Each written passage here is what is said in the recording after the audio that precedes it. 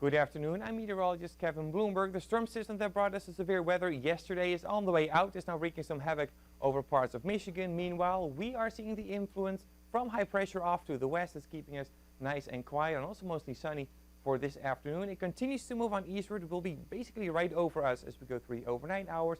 But by tomorrow, it continues to move on out of here, allowing for a little bit of instability, maybe for a few showers to pop up during the afternoon. Then as we go into the day on Saturday, we start to look to the north with a storm system basically over Hudson Bay by Saturday morning with a cold front, a very long cold front extending all the way into our area that could bring a few showers and even some thunderstorms as we go into Saturday afternoon. Here's a close look at tomorrow with maybe just a few isolated showers possible. I think this model is overdoing the rain a little bit.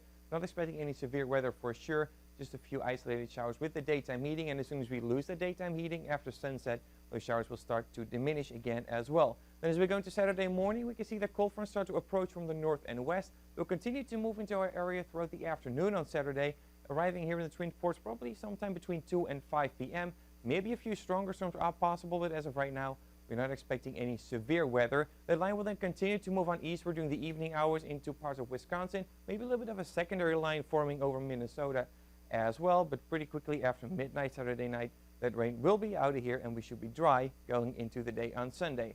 So just look at some rainfall totals we can expect throughout Sunday morning. Generally below an inch of rain, but some pockets could see anywhere between an inch or an inch and a half, maybe even a little bit more through Sunday morning. And that is definitely needed because the drought monitor was updated today and we introduced a new severity drought level with the extreme drought on parts of the South Shore close to Duluth, and also the extreme drought and severe drought conditions across east central Minnesota and also northwestern Wisconsin have expanded. So we definitely need some of that rain here.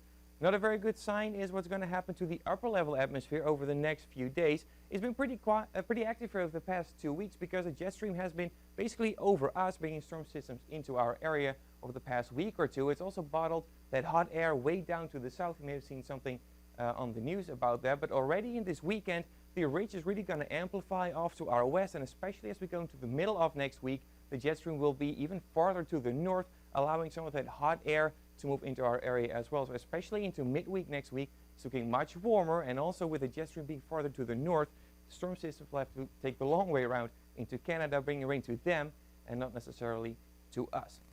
So as we go into the overnight hours tonight, mostly to partly cloudy with temperatures, low temperatures into the 50s and a few 40s around as well. And very similar conditions as we look down into Wisconsin. For the day tomorrow, a little bit warmer than today, some upper 70s, even a few 80s down to the south.